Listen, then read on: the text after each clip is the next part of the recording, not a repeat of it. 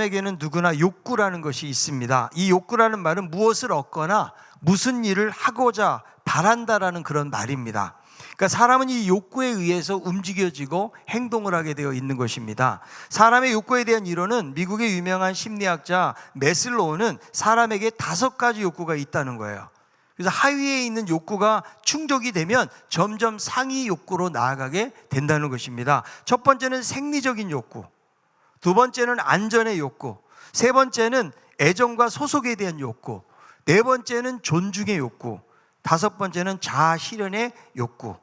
그러니까 여러분, 먹는 것, 자는 것 같은 생리적인 욕구에서 점점 단계가 올라가서 나중에는 자신의 능력과 재능이 최대한 발현되어지는 자아 실현의 욕구까지 이르게 된다는 거예요.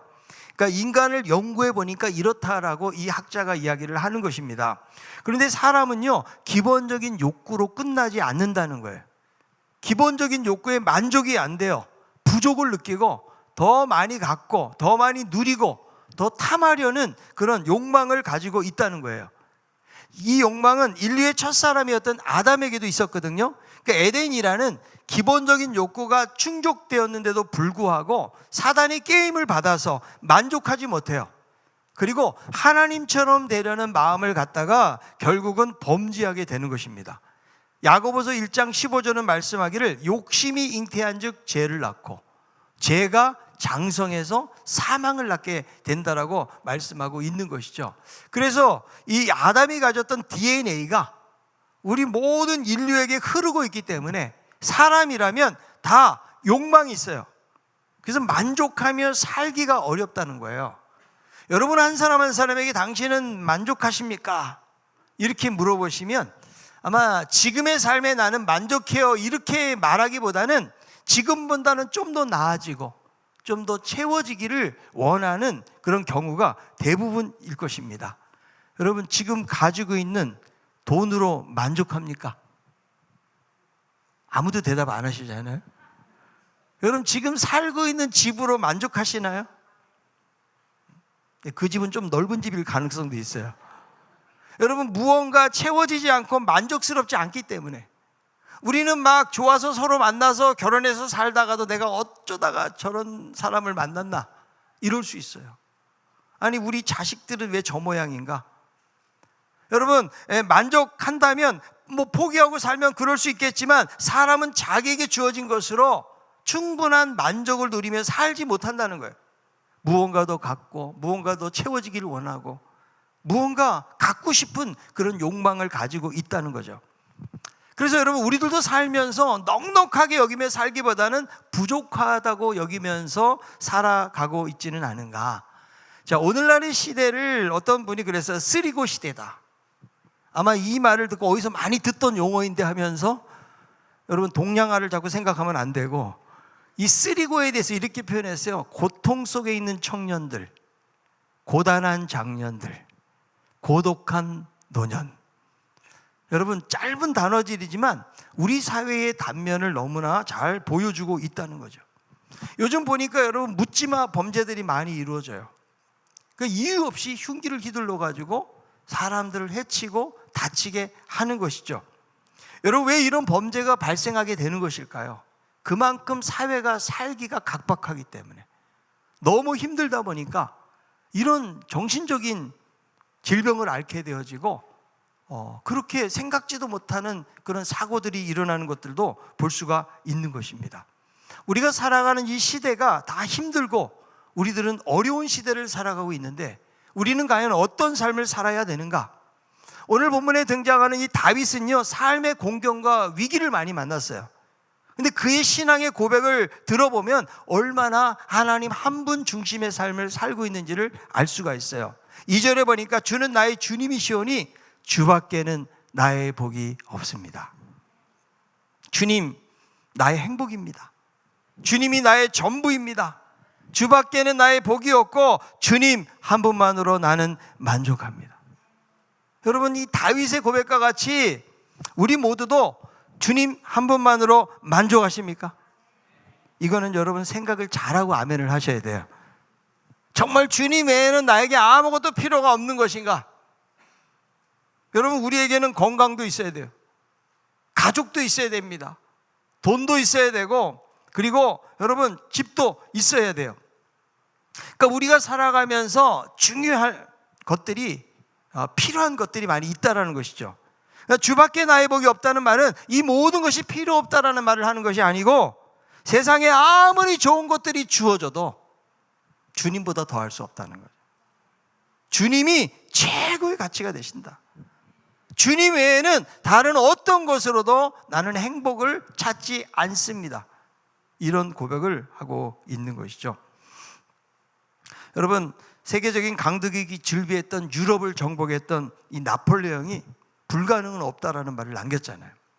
근데 그가 숨을 거두기 얼마 전에 자기의 일생을 회고하면서 이렇게 말합니다. 내 생애의 행복한 날은 달 6일밖에 존재하지 않았다. 그 세계를 정복한 이 나폴레옹이. 그런데 여러분, 헬렌 켈러라고 알잖아요.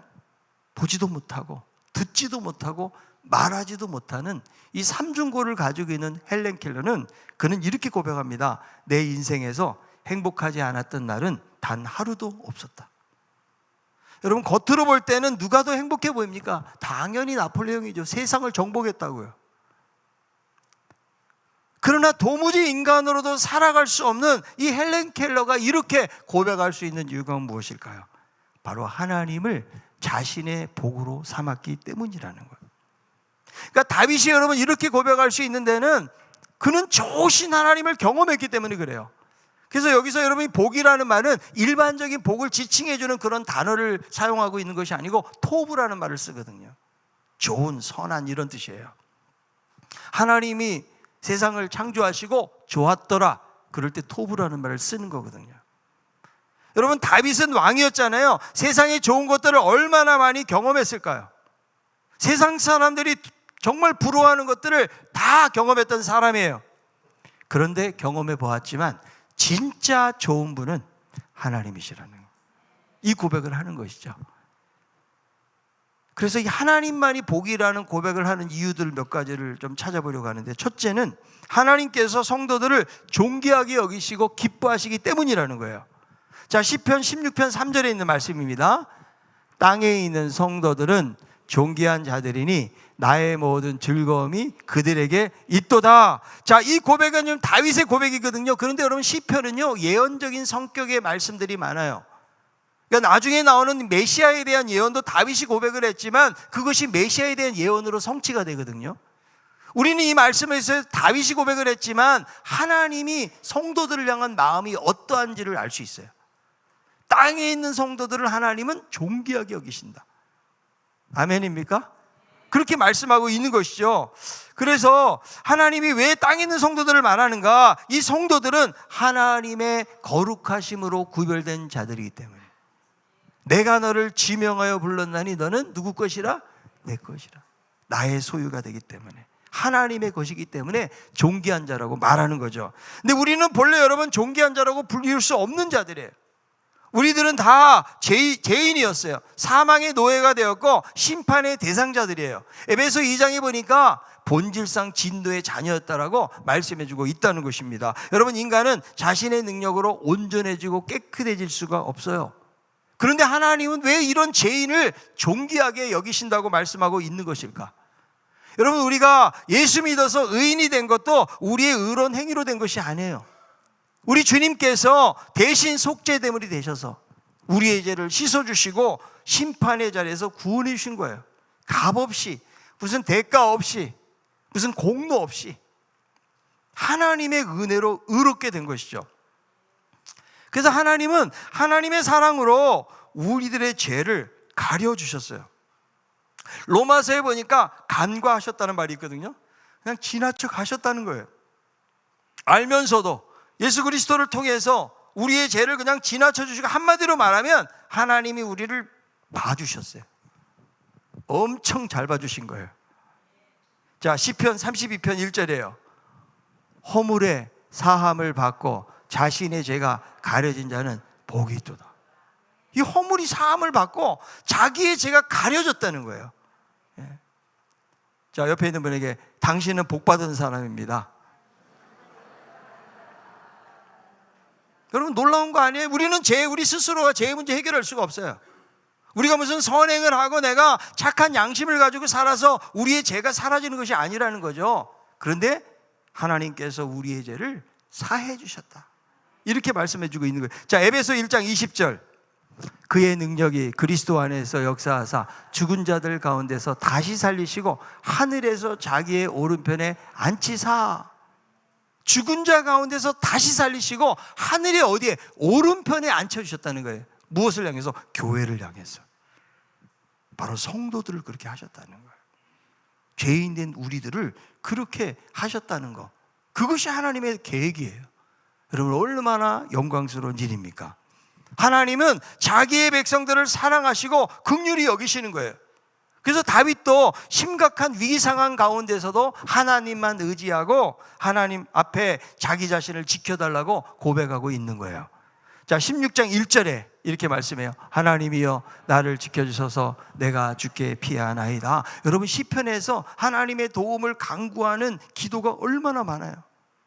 그만큼 시인들의 삶이 불안하고 여러 위기 상황들을 그들이 당하고 있기 때문에 그런 것이죠.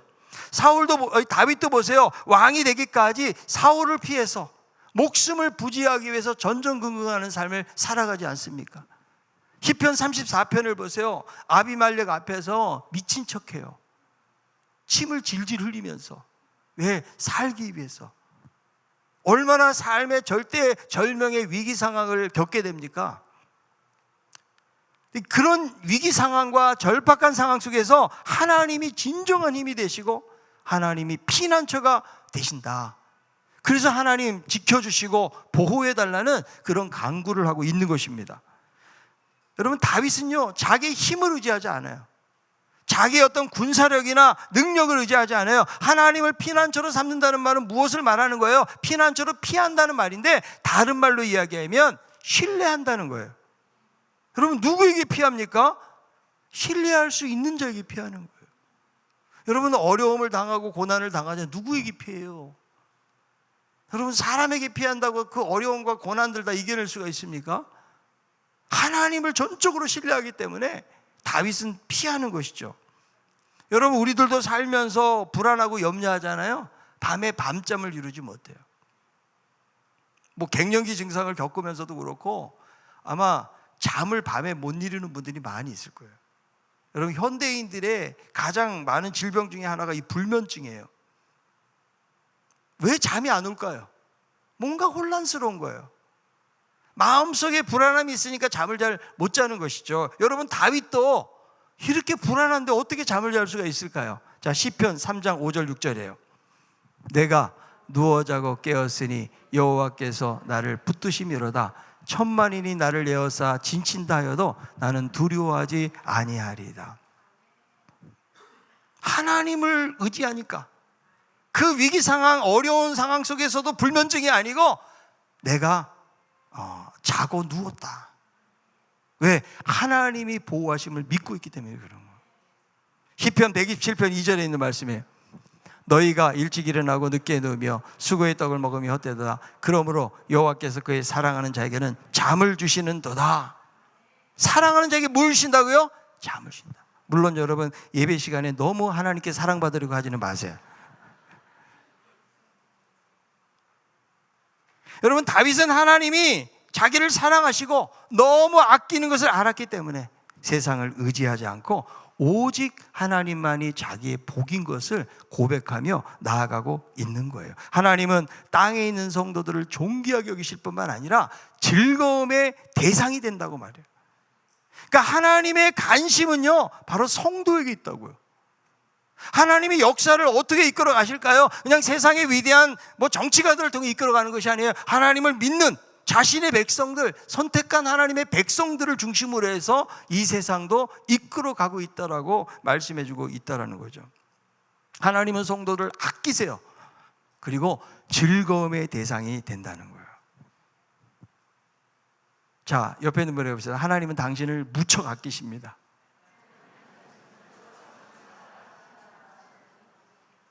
여러분 그렇게 생각하세요? 그런데 우리가 내 스스로를 미워할 때가 많아요. 하나님 나를 이렇게 아끼시는데도 내 스스로를 좀 쓸모없는 사람처럼 여길 수도 있어요. 근데 여러분, 하나님이 나를 정말 사랑하시는 거예요. 내가 뭔가 양심을 지키고 내가 선행을 베풀고 내가 이 세상을 그냥 죄도 안 짓고 잘 살아서가 아니라고요. 여전히 부족함이 있지만 하나님이 아끼는 거예요. 여러분, 자녀들을 키워갈 때 보면 자녀들이 뭐 다 잘해서 그렇게 사랑스럽습니까? 막 미울 때가 있어요, 없어요? 미울 때도 있다고요. 그런데도 실수하는 거 용납해주고, 그죠? 잘못된 길로 나아가는 부분들에 대해서도 물론 화가 나고 우리의 성질을 돋구게 될 때도 있지만, 그러나 자녀이기 때문에 사랑하는 거죠. 여러분, 하나님도 우리를 그렇게 사랑하시는 거예요. 그래서 내 스스로를 여러분 너무 미워하지 마세요. 하나님이 나를 사랑하시기 때문에 우리가 죄는 미워해야 되지만, 그러나 나는 하나님 앞에서 긍정적인 자아를 가져야 돼요. 하나님의, 한번 따라하세요. 하나님은 나를 사랑하십니다. 그게 여러분 우리 가운데 평안함을 주는 거예요. 그리고 그분을 신뢰할 수가 있다는 거죠. 자, 스바냐 3장 17절에 있는 말씀이에요. 너의 하나님 여호와가 너의 가운데 계시니 그는 구원을 베푸실 전능자시라.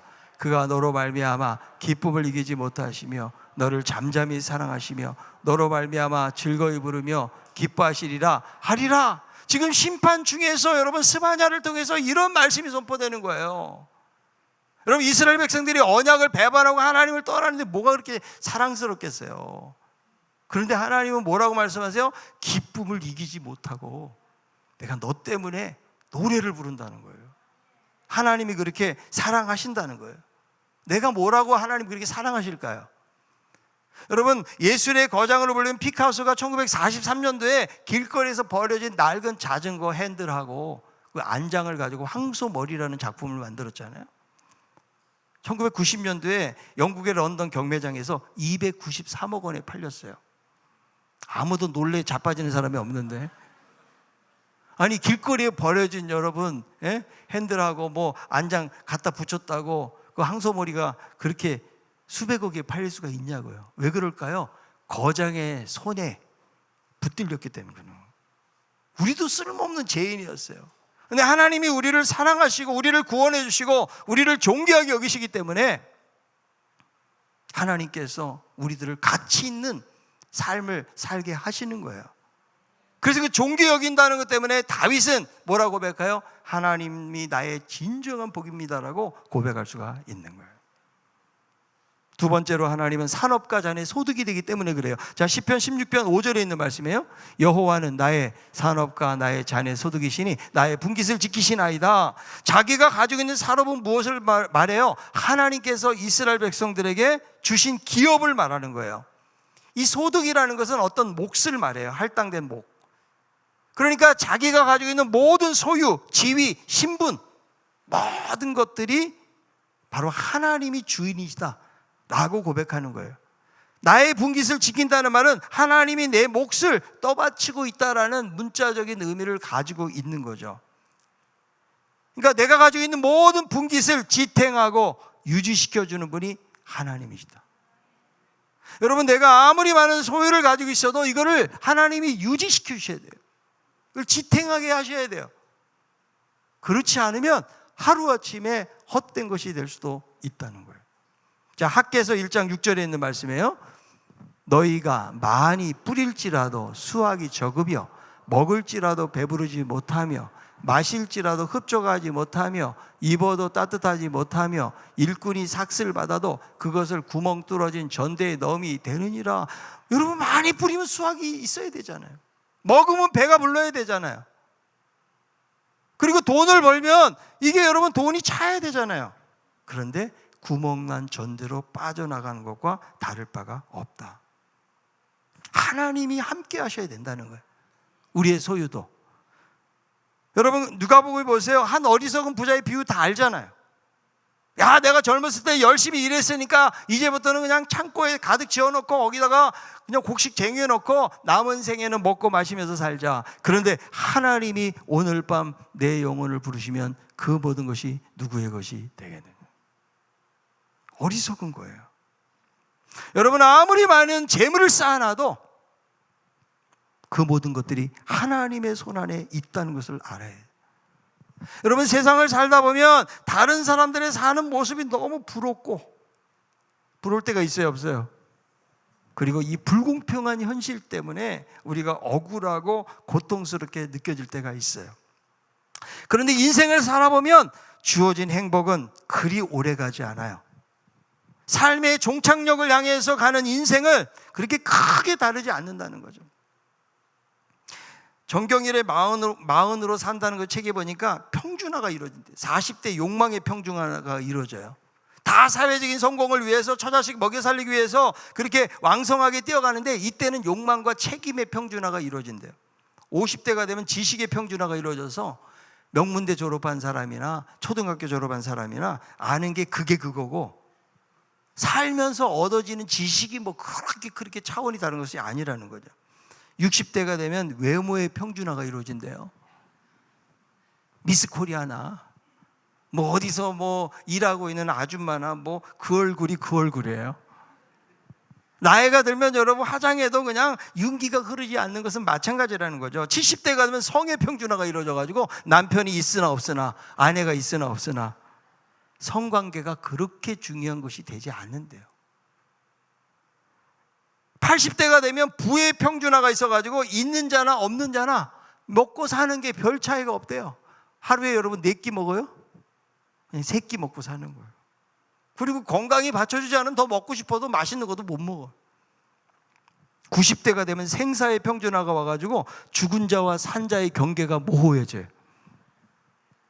그래서 살았다고 죽은 자보다 별로 나을 것이 없고 살아있어도 죽은 것만 못하는 경우도 있다는 거죠. 그러니까 여러분, 세상에서 막 대단하게 사는 것 같아도 여러분 살다 보면 결국은 평준화가 된다는 거예요. 우리는 이렇게 허무한 인생을 살아가고 있다는 거예요. 그런데 오늘 말씀을 보면 허무한 인생을 사는 인간이 참되신 하나님을 섬기는 것이 아니고 우상을 찾고 우상을 통해서 만족을 얻으려고 한다는 거예요. 여러분, 우상은요 자기 만족의 대상이 우상이에요. 무슨 뭐 형상을 만들어 놓고 절하는 게 우상이라고 말하지 않고요, 우리의 마음속에서 하나님처럼 나의 삶을 좌지우지하는 것이 있다면, 내가 이것만 있으면 행복할 텐데, 내가 이것만 있으면 내 인생이 정말 가치 있게 변할 텐데 라고 생각하는 것이 있다는 거죠.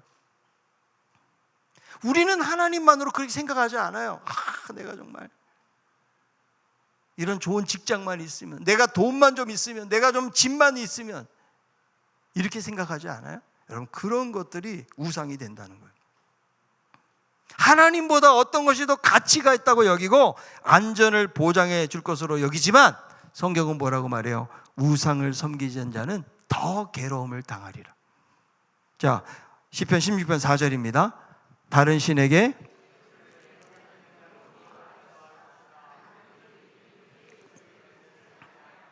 내 입술로 그 이름도 부르지 아니하리로다. 자, 다른 신에게 예물을 드리는 자는 더 괴로움을 당한다고 그랬는데, 이 예물을 드린다는 말은요 다른 신을 재빨리 쫓아간다. 하나님을 제쳐두고 살아계신 하나님 우리 가운데 계시는데도 내가 그것을 더 재빨리 막 쫓아가는 그런 것들을 지금 묘사해주고 있다는 거죠. 여러분, 세상에 있는 어떤 것도 나를 지켜줄 수가 없어요. 하나님이 우리를 지키시는 거예요. 그래서 다윗도 뭐라고 고백하는 거예요? 나의 분깃, 나의 기업, 나의 삶의 전부가 하나님의 것이고 하나님이 최고이십니다. 나는 하나님만으로 만족합니다. 하나님은 여러분 이 세상에 줄 수 없는 것을 우리에게 주시는 분이세요. 여러분, 이것을 깨닫잖아요. 그럼 나에게 주어진 것이 별로 없어도 부족해도 감사하게 되는 거예요. 왜? 하나님이 진정한 나의 기업이 되시기 때문에. 자, 시편 16편 6절에 있는 말씀, 내게 줄로 재어진 구역은 아름다운 곳에 있으며 나의 기업이 실로 아름답도다. 하나님이 주신 몫에 대해서 감사하는 거예요. 여러분, 우리 목자들이요, 하나님이 목장을 주셨잖아요.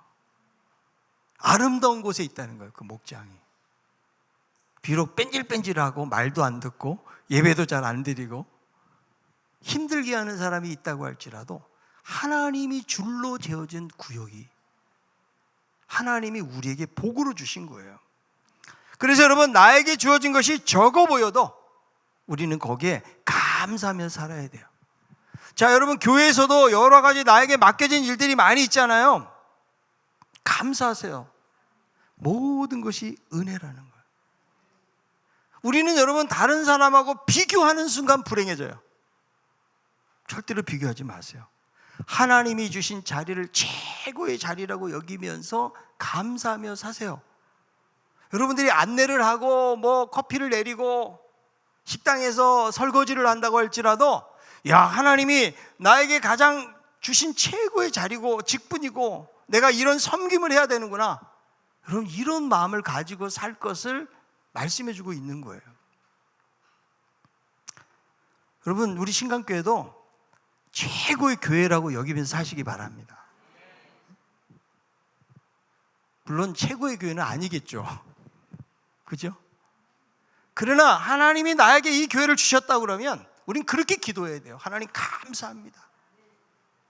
물론 여러분, 교회가 완벽한 지상교회가 어디 있어요? 여기에 부족함도 있고 결핍도 있고 갈등도 있고 그렇죠. 사람들이 모이는 건데, 뭐 의인들이 모였습니까? 다 죄인들이 모였는데 싸우기도 하고 막 그러는 거죠. 그러나 하나님이 나를 이곳에 몸담게 하셨다면 절대 다른 교회하고 비교하지 마세요. 하나님 감사합니다. 하나님 또 좋은 목사님 주셔서 감사합니다. 아멘이 별로 크지는 않지만 제가 여기에 만족하면서 저도 부족하죠. 뭐 제가 잘났다고 이런 말을 하는 것은 아니에요. 여러분은 아버지를 비교하십니까? 아버지는 비교 안 해요. 그냥 좋아도 싫어도 내 아버지인 거예요. 하나님이 영적인 아버지 역할을 감당하도록 주셨으면은 사랑하고 존경하고 부족한 부분들이 있으면 여러분들이 기도해 주시고 채워주셔야 교회가 가는 거예요. 우리의 진정한 기업은 하나님이세요. 그것을 여러분 마음에 담고 사는 게 중요해요. 조선 초기 문신이며 학자였던 이 김정국은요, 기묘사화로 선비들이 죽어갈 때에 동부 승지의 자리에서 쫓겨나서 시골에 낙향을 하게 됩니다. 그리고 정자를 짓고 스스로를 파려거사라고 그랬어요. 이 파려라는 말은요, 8가지가 넉넉하다는 말이에요. 지금 녹봉도 꺾여 있고 파려로 간 뜻을 몰라가지고 의미 있게 생각한 이 친구가 그에게 이유를 묻자 김정국이 웃으면서 이렇게 이야기합니다. 토랑국과 보리밥을 넉넉하게 먹고 따뜻한 온돌에서 잠을 넉넉하게 자고 맑은 샘물을 넉넉하게 마시고 서가에 가득한 책을 넉넉하게 보고 봄꽃과 가을 달빛을 넉넉하게 감상하고 새와 솔바람 소리를 넉넉하게 듣고 눈 속에 핀 매화와 설이 맞은 국화 향기를 넉넉하게 맡는다네. 한 가지 더, 이 7가지를 넉넉하게 즐길 수 있게 파려라고 했네. 이 김정국의 말을 듣고 친구는 팔부족으로 말을 합니다. 세상에는 자네와 반대되는 사람도 있더군.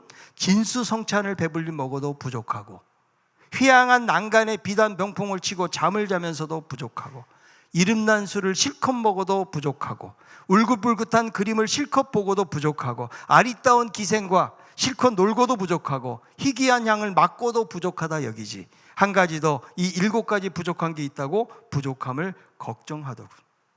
여러분, 우리는 살면서 몇 가지를 넉넉하게 생각하면서 사십니까? 나는 몇 가지가 부족하다고 여기면서 살고 있습니까? 여러분, 우리의 삶도 넉넉함에 여기며 살기보다는 부족하다고 여기면서 살고 있지는 않습니까? 여러분, 그러나 하나님이 만물의 주관자가 되시고 내 삶의 주인인 것을 믿는다면 부족함이 있어도 문제가 있어도 걱정거리가 많아도 나는 나의 하나님으로 만족하겠습니다. 여러분, 이 고백이 진정한 신앙의 고백입니다. 여러분, 다윗은 하나님이 진정한 복이라고 고백한 이유가 무엇일까요?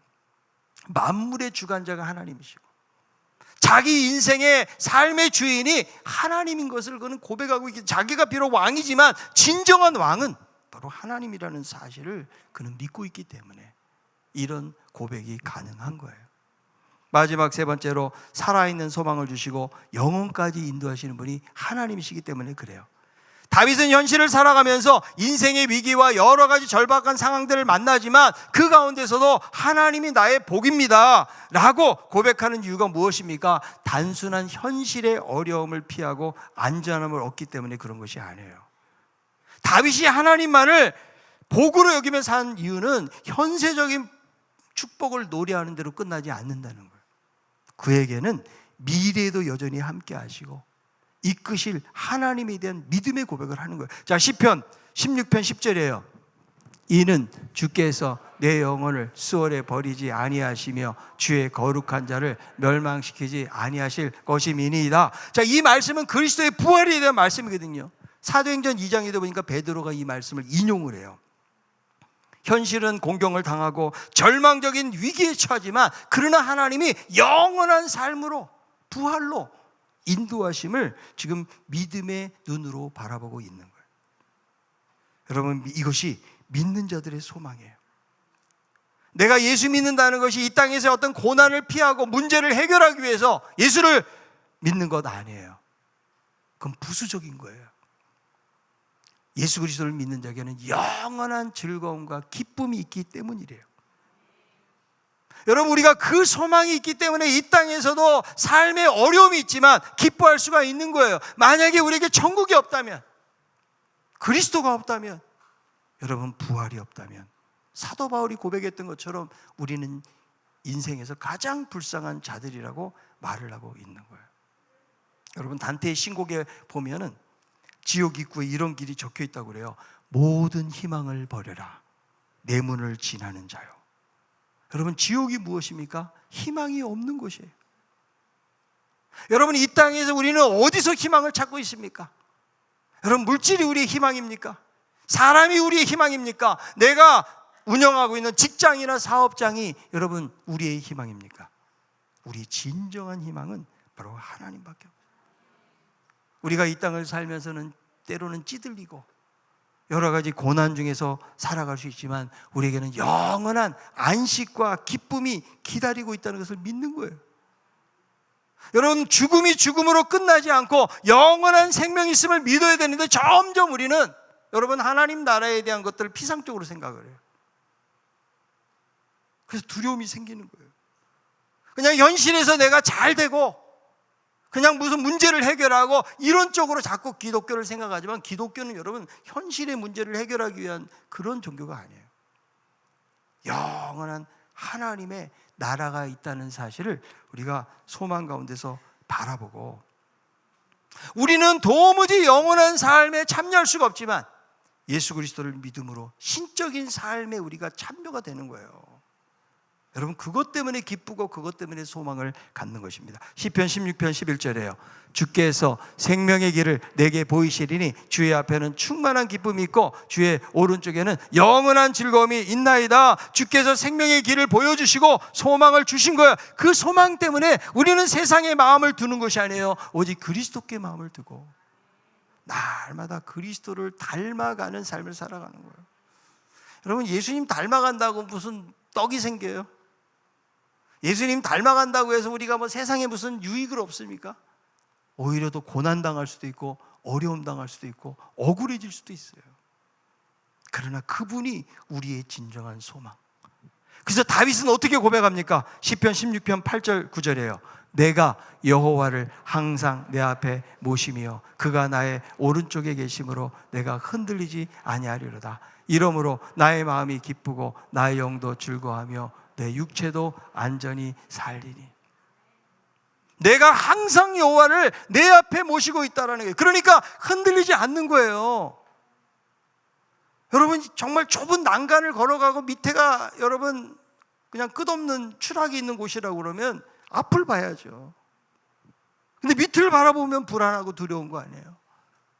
여러분, 내 삶을 바라볼 때는 정말 위기 상황도 있고 여러 가지 삶의 많은 문제와 고통을 가지고 있어요. 그러나 우리가 바라봐야 될 것은 하나님을 바라보는 거예요.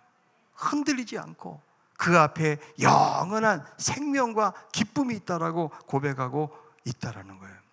우리는 하나님을 앞에 모시고 사는 사람들, 그분이 우리의 진정한 피난처가 되실 줄로 믿습니다. 세상에 있는 어떤 것들이 우리를 안전하게 보호해 줄 수 없어요. 여러분, 돈이 조금 있다고 재지 마세요. 돈은 하루아침에 날아가. 그래서 성경은 뭐라고 말해요? 정함 없는 재물이라고. 고정점이 없다는 거예요. 재물은. 돈은 있다가도 없는 거예요.